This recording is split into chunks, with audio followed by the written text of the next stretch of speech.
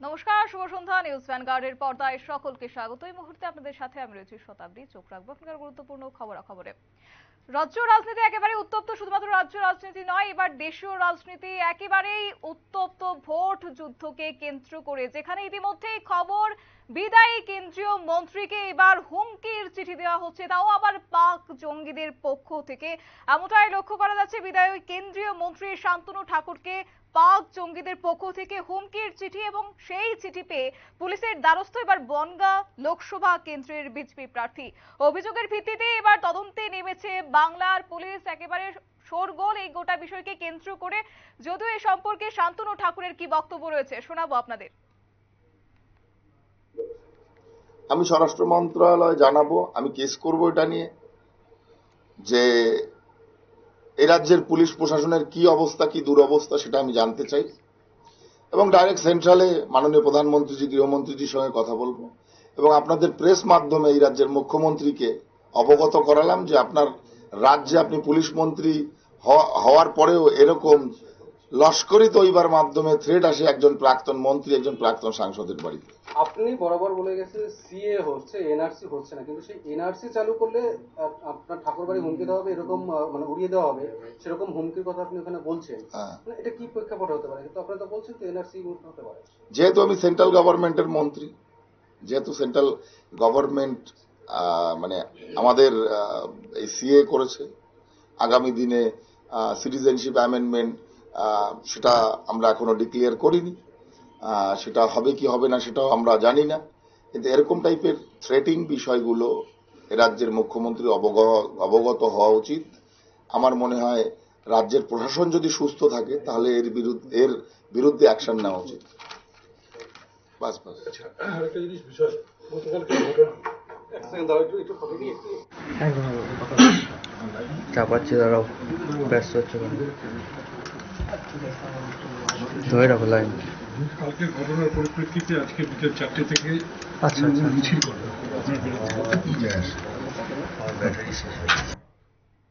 আপনারা শুনলেন শান্তনু ঠাকুরের বক্তব্য। তবে সরাসরি চলে যাওয়ার চেষ্টা করব, বিস্তারিত জানবো। আমাদের সাথে রয়েছে বিশিষ্ট সাংবাদিক অঞ্জন শুকুর।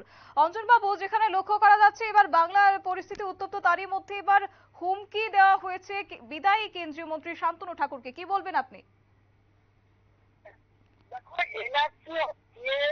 ঠাকুরবাড়ি উড়িয়ে দেওয়ার হুমকি, এমনই চাঞ্চল্যকর ঘটনাটি ঘটেছে আজ বিকেল নাগাদ।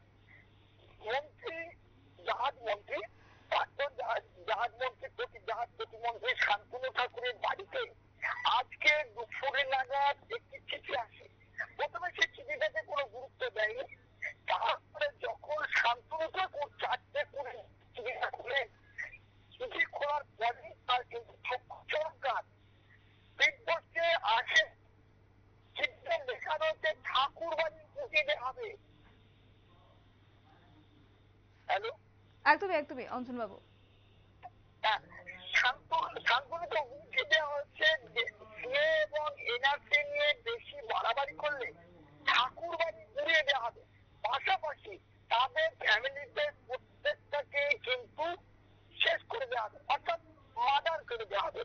এই দেখো, এখন নির্বাচন শুরু হচ্ছে, কিছুদিন পরেই লোকসভা নির্বাচন। উনি এখন কিন্তু বিজেপির একজন ক্যান্ডিডেট।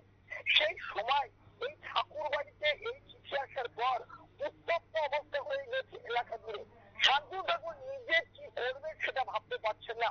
তিনি আমাদেরকে জানিয়েছেন যেটা আজকে তিনি স্বরাষ্ট্র দপ্তরের চিঠি দিয়ে জানাবেন, পাশাপাশি তিনি উদ্বিগ্ন কিভাবে এই চিঠিটা হলো, কারা করলো। এটা প্রথমে একটা কিন্তু চিন্তা ভাবনা ছিল,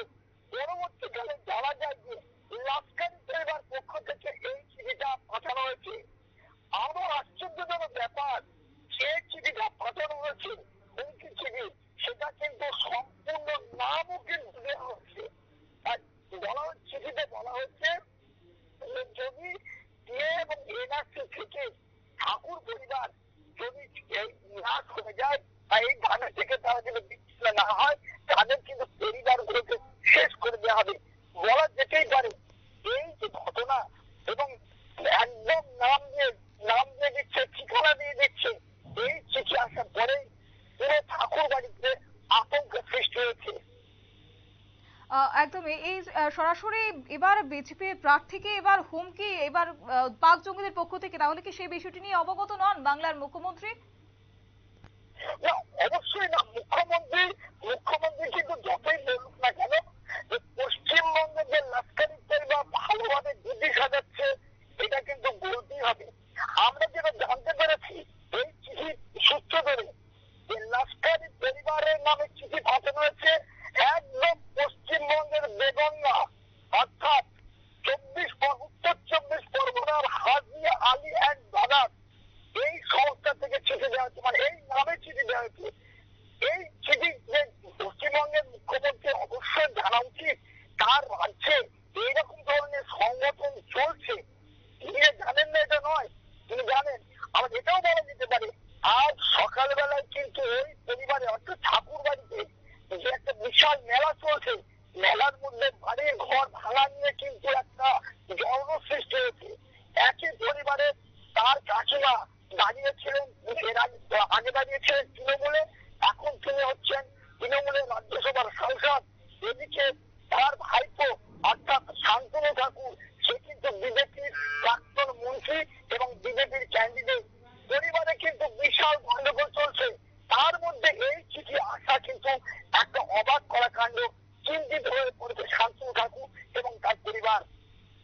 একদমই দেশ জুড়ে তো ইতিমধ্যে নির্বাচনী আচরণবিধি লাগু করা হয়েছে, সেই জায়গায় দাঁড়িয়ে সরাসরি এবার চিঠি, হুমকির চিঠি, তো সেই জায়গায় ওনার নিরাপত্তা কতটা থাকছে, যেহেতু উনি বিদায়ী কেন্দ্রীয় মন্ত্রী, তাও আবার এবার প্রার্থী হয়েছেন, কি বলবেন?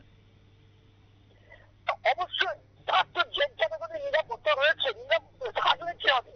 এই যে ঠাকুর বাড়িতে আজকে লক্ষ লক্ষ লোক রয়েছে, তার মধ্যে যে হুমকি চিঠি হচ্ছে, পশ্চিমবঙ্গের এমনিতে বিভিন্ন জায়গায় গন্ডগোল হচ্ছে, প্রতিনিয়ত রক্তক্ষয় হচ্ছে, যেখানে মিছিল হচ্ছে সেখানে কিন্তু বম্বিং চলছে। এইরকম পরপর ঘটনা কিন্তু ভাবাচ্ছে।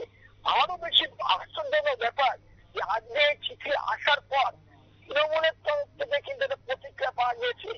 যারা বলতে চেয়েছে কি, বলতে চেয়েছে এগুলো হচ্ছে তাদেরই নিজের বা পুরো দলের হচ্ছে যোগ সাধন কিন্তু এটা হতে পারে।